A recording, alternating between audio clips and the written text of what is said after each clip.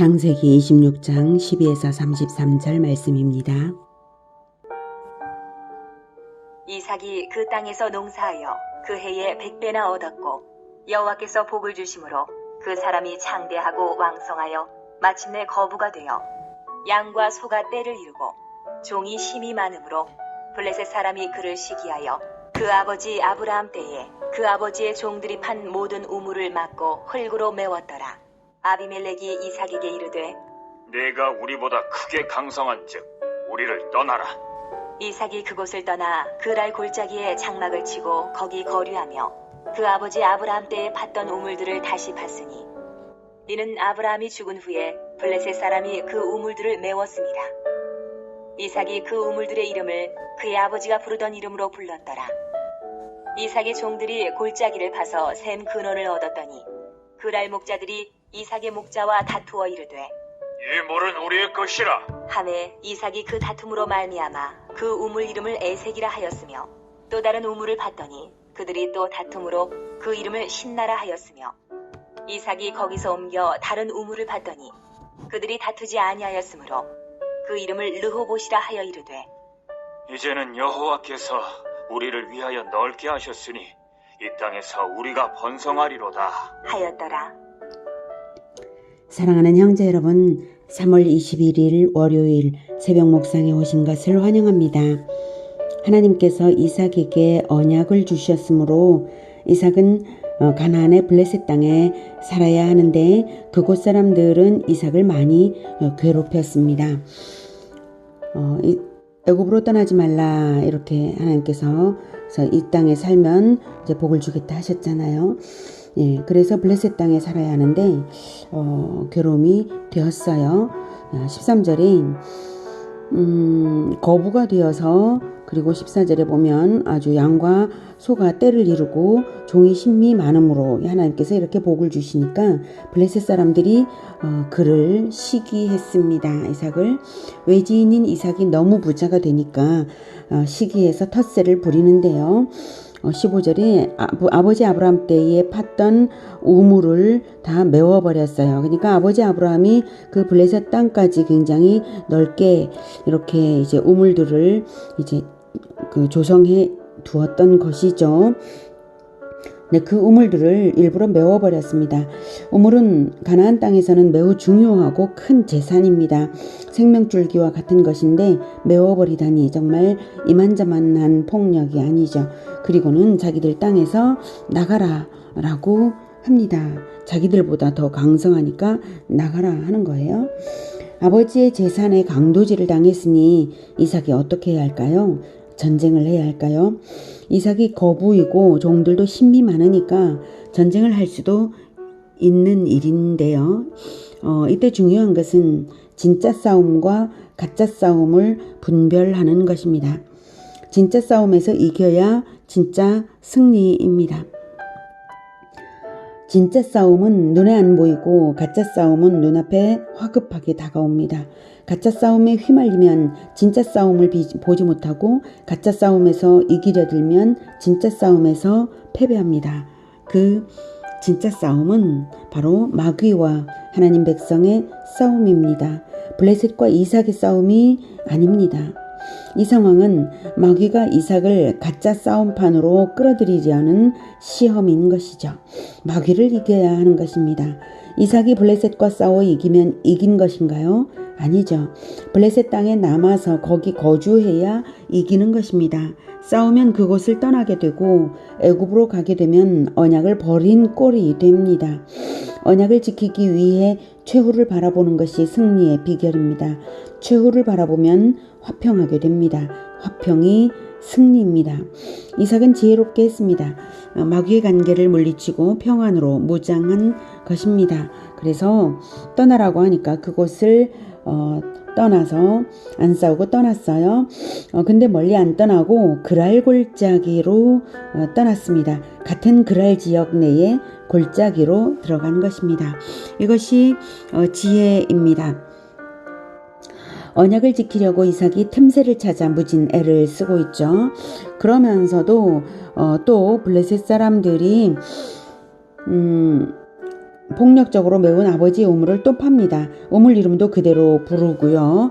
소유에 대한 정당성, 인권에 대한 정당성을 주장할 만도 한데 한 번도 하지 않고 절대 싸우지도 않고 그 땅에 사는 것도 포기하지도 않고 아버지의 우물도 포기하지도 않고 말이죠. 그래서 이제 19절 우물을 다시 팠다는 것은 거기 눌러 살 목적이 분명한 것입니다. 떠나긴 떠나는데 약간만 비켜서면서 눌러 살 목적으로 다시 우물을 팝니다. 얼마나 인내하고 온유합니까? 이게 지혜입니다. 경쟁과 폭력의 세상에서 사람들은 정의의 함정에 빠지기 쉬운데요. 정의의 함정에 빠져서 괜한 싸움판을 한번 벌이면 빠져나오기 정말 어렵죠. 한번 싸우면 대를 이어 싸움질을 하게 됩니다. 이게 얼마나 어리석은가요? 여러분, 정의의 함정에 빠져서 화평을 잃어버리는 것은 바른 해결책이 아닙니다. 원한을 물려주고 물려받으며 화평을 스스로 버리는 것은 바로 마귀의 속임수에 놀아나는 꼴이죠. 우리는 이삭처럼 해야 합니다. 아버지의 유산을 포기하지도 않고 이름도 그대로 부르며 우리의 정당성을 놓치지도 말고 과거를 잊지 말되 싸움은 반드시 피해가는 것이 지혜롭고 바른 것입니다.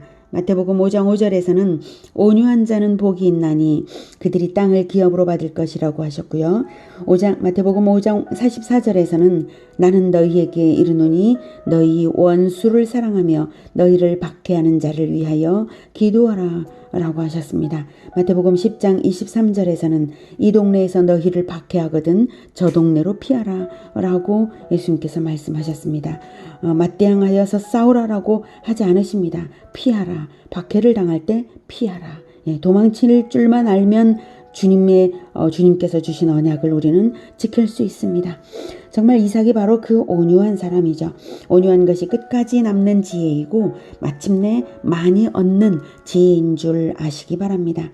박해하거든 싸우라가 아니라 피하라. 싸우는 것은 지는 것이고 도망치는 것이 이기는 것입니다. 우리가 하는 진정한 전쟁은 안 싸우기 전쟁입니다. 우리는 복음을 위하여 화평을 유지하기 전쟁 중인 것입니다. 우리의 대적은 사람이 아니라 오히려 우리를 싸움판에 끌어들이려는 마귀입니다. 정의를 명분으로 싸우고 싶어질 때 기억하십시오. 바로 그 마음이 정의를 명분 삼아서 싸우고자 하는 바로 그 마음이 마귀가 마련한 정의의 함정에 빠져드는 것이라는 사실을 말입니다. 이삭이 만약 블레셋 사람들과 싸웠다면 결국은 그랄 땅을 떠나야 했을 것이고 그러면 애굽으로 가게 되었을 것이고 언약은 물거품이 되고 말았을 것이에요. 이삭은 그 어떤 상황에서도 언약을 지키려면 최후 승리자가 되려면 그 땅에 살면서 반드시 화평해야 한다는 것을 잘 알았습니다. 이렇게 언약을 지키기 위해 애쓰는 이삭을 하나님이 편들어 주시죠. 이삭의 종들이 골짜기를 팠더니 샘 근원을 얻었어요. 샘 근원은 보통 우물이 아닙니다. 물이 펑펑 솟아나는 원천을 얻은 거예요. 노다지를 얻은 거죠. 땅을 팠다고 다 우물이 되는 것도 아니고 또 우물을 팠다고 다 샘 근원이 아닙니다. 이런 대박은 하나님의 특별한 은총이 아니고는 얻을 수 없는 것이죠. 최후 승리를 바라며 언약을 지키는 자에게 허락하신 은총입니다.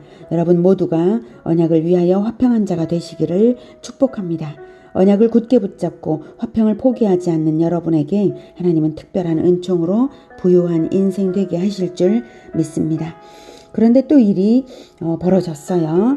20절 블레셋 사람들 즉 그랄 사람들이 계속 시비를 걸고 계속 빼앗죠. 이삭이 한 번도 안 싸우고 계속 옮겨서 또 다른 우물을 또 팠고요. 그리고 22절에서도 다시 우물을 파죠. 옮길 때마다 우물 이름으로 증거를 남겨두고 떠나요. 그럴 때마다 여호와 하나님을 기대한 것이죠. 하나님, 저쪽이 싸움을 걸어왔고 우리는 다툼을 피했습니다. 그 다음은 하나님이 알아서 해주십시오. 이런 뜻으로 우물 이름을 지어가며 피합니다. 무조건 화목하기만 하면 악한 자를 어떻게 벌주냐 그렇게 생각하십니까? 정의를 양보하고 물러서야 되겠냐 이렇게 생각하십니까? 그것도 한편 맞는 말씀입니다만, 그러나 벌을 주는 권세자는 내가 아니라 하나님이시죠. 내가 하나님의 그 권세를 넘보아서 월권을 할 수는 없지 않습니까? 하나님이 하실 일인데, 내가 할 일이 있고 하나님이 하실 일이 있고 따로 있습니다. 내가 하나님의 심판권을 빼앗아서 월권을 해서야 되겠습니까? 정의의 함정은 바로 월권의 함정입니다. 정의의 함정에 빠지는 것은 바로 내가 하나님의 행세를 하는 오류에 빠지는 것입니다. 로마서 12장 18절에서는 할 수 있거든 너희로서는 모든 사람과 더불어 화목하라. 19절 내가 내 사랑하는 자들아 너희가 친히 원수를 갚지 말고 하나님의 진노하심에 맡기라. 기록되었으되 원수 갚는 것이 내게 있으니 내가 갚으리라고 주께서 말씀하시니라. 이렇게 가르쳐주고 있습니다. 원수를 내가 갚는 것이 아니라 하나님으로 하여금 갚게 하는 것이 지혜로운 것이고 평안하고 좋은 것입니다. 히브리서 12장 14절에서는 모든 사람과 더불어 화평함과 거룩함을 따르라. 이것이 없이는 아무도 주를 보지 못하리라 라고까지 말씀하셨습니다. 모든 사람과 더불어 화평함과 거룩함을 따르라. 화평함과 거룩함이 늘 우리 모두에게 있기를 축복합니다. 자, 그러면 그렇게 화평으로 승리하던 이삭, 그런데 갑자기 블레셋을 떠나 그가 가나안의 브엘세바로 돌아왔습니다. 22절에서 이제는 여호와께서 우리를 위하여 넓게 하셨으니 이 땅에서 우리가 번성하리로다 하던 그 이삭이 돌아온 이유는 27절을 보면 이삭이 그들에게 이르되 너희가 나를 미워하여 나에게 너희를 떠나게 하였거늘 어찌하여 내게 왔느냐 이렇게 말한 것을 보면 바로 블레셋의 박해 때문에 떠나온 것입니다. 하지만 그렇게 떠나온 것이 어쩌면 하나님의 인도하심이었을 것입니다. 하나님께서 나타나 언약을 다시 주셨거든요. 23절 이삭이 거기서부터 부엘세바로 올라갔더니 그 밤에 여호와께서 그에게 나타나 이르시되 나는 내 아버지 아브라함의 하나님이니 두려워하지 말라. 내 종 아브라함을 위하여 내가 너와 함께 있어 내게 복을 주어 내 자손이 번성하게 하리라 하신지라. 이삭이 그곳에 제단을 쌓고 여호와의 이름을 부르며 거기 장막을 쳤더니 이삭의 종들이 거기서도 우물을 팠더라. 아비멜렉이 그 친구 아우삿과 군대 장관 비골과 25절까지 브엘세바는 아버지 아브라함이 살던 가나안 땅입니다. 브엘세바 거기서 하나님이 다시 나타나 주시고 두려워 말라 하시죠. 이삭에게 두려움이 있었기 때문이에요. 땀 흘려 이룬 재산을 빼앗기고 쫓겨나는 일을 당했으니 그럴 수밖에 없죠. 하지만 하나님이 이삭과 함께 있어 보호하고 계시다는 말씀입니다. 그리고 복을 주어 자손을 번성하게 하리라 하십니다. 그러니 정착해서 안심하고 살아도 된다는 뜻이죠. 번성하게 하리라 하셨으니 그 땅에서 잘 되게 하신다는 뜻입니다. 하나님은 번성에 연동해서 먹고 살 자원을 주시는 분이십니다. 그런데 이삭에게 언약하시는 이 복은 사실 아브라함에게 주신 복을 다시 재확인해 주신 것입니다. 아브라함에게 주신 것이 가나안 땅을 주겠다, 큰 민족을 이루게 하겠다, 복된 나라가 되게 하겠다는 뜻입니다. 그리스도의 나라를 시작하시기 위해 아브라함을 가나안 땅에 살게 하신 것이죠. 이제 다시 이삭에게 동일한 것을 확인시키시면서 두려워하지 말라고 하시는데요. 이런 복을 주시는 이유는 그런데 이삭 때문이 아니라 내 종 아브라함을 위하여, 내 종 아브라함을 위하여라고 하십니다. 최초의 복된 나라 언약을 받은 최초의 사람이 아브라함이고 아브라함이 모든 후손들을 대표해서 하나님 곁에 있잖아요. 우리에게도 하나님께서 복되게 하시는 이유는 그리스도 예수님 때문입니다. 그리고 예수님은 하나님 우편에 앉으셔서 권세를 입으셨으므로 아브라함의 비할 바 없는 권세로서 우리의 기도를 하나님께 올려 응답받게 하시는 분이십니다. 우리는 마치 이 땅에 발딛고 살아가지만 실존은 하나님 우편에 앉은 자들처럼 하나님께서 돌보시는 언약 백성이요 하나님 자녀들입니다. 그리스도인의 권세와 복이 바로 그런 것입니다. 다만 명심할 것은 하나님이 그러한 복을 언약하시는 데에는 반드시 우리가 지켜 행할 계명도 있다는 사실입니다. 그것은 예수님의 마음으로 서로 사랑하며 모든 민족 제자화를 하는 바로 그것입니다. 모든 민족 제자화 자체가 영적 자손의 번성이고 그 사명 수행만큼 복된 것이고 또 하나님께 영광이 되는 것입니다. 자, 아무튼 그래서 이삭이 고향이 좋구나. 이제는 블레셋이 시비 안 걸겠지 하며 거기서 하나님께 제단을 쌓아 예배 생활을 시작했고요. 다시 우물도 팠습니다. 그런데 블레셋이 나타났어요. 26절에서 블레셋 왕 아비멜렉이 나타났습니다. 군대 장관과 자문관을 데리고요. 말하자면 국방장관과 외교관을 데리고 먼 데서 온 것입니다. 평범한 일이 아니죠. 아마 이삭이 긴장했을 거예요. 또 무슨 시비를 걸려고 왔나 싶었겠죠. 그래서 물어봅니다.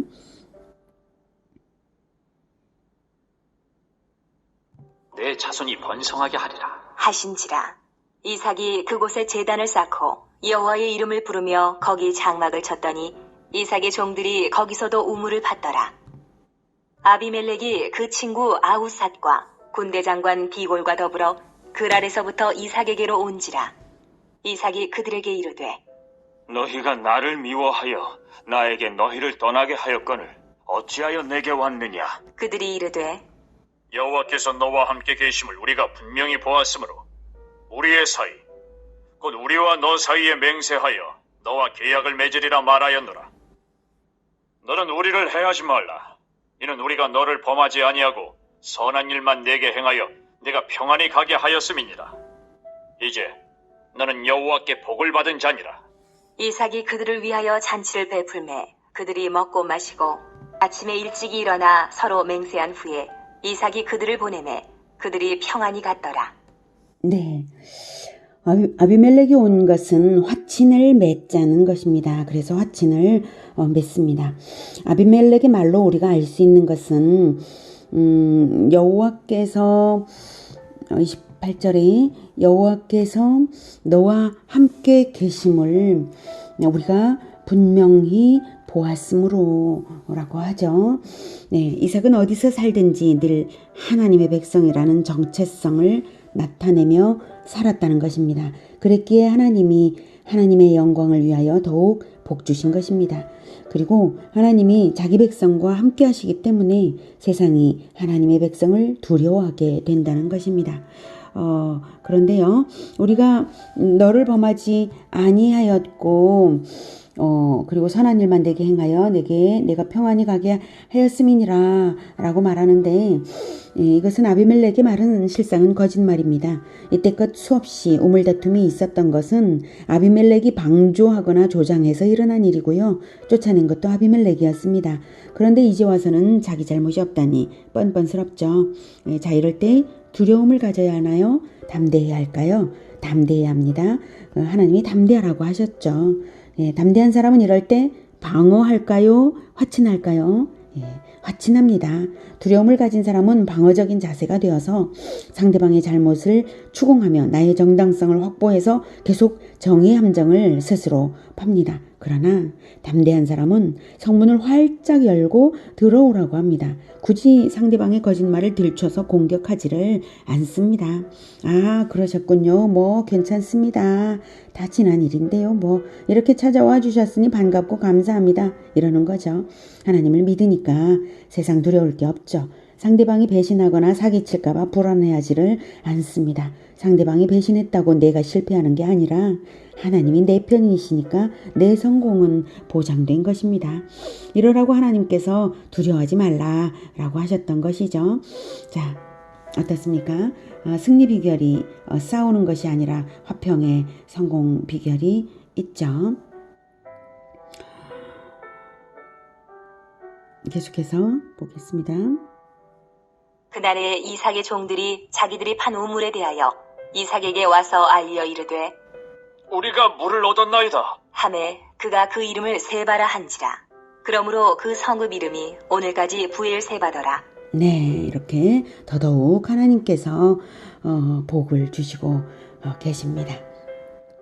언약을 바라하며 계명을 지키기 위해 화평으로 살 때 하나님께서 화평하게 하시고 평안 보장하시고 성공과 승리가 있습니다.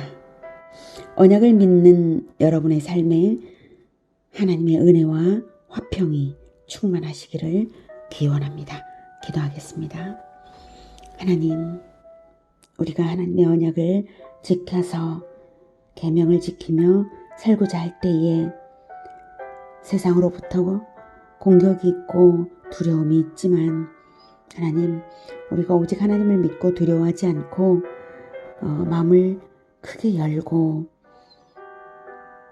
화평과 수용과 너그러움으로 살겠습니다.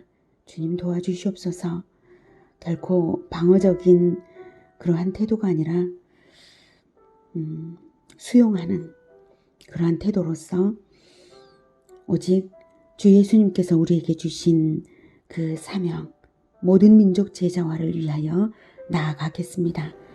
예수님의 사랑으로 원수를 사랑하고 죄인 구원을 위하여 예수님처럼 생명을 바치며 나아갈 수 있도록 그렇게 화평한 마음으로 모든 민족 제자화에 나서겠습니다. 주님 우리를 도와주셔서 늘 평안과 그리고 복된 것으로 채워 주시옵소서. 예수님의 이름으로 기도드립니다. 아멘. 이어지는 시간은 개인 기도 시간입니다.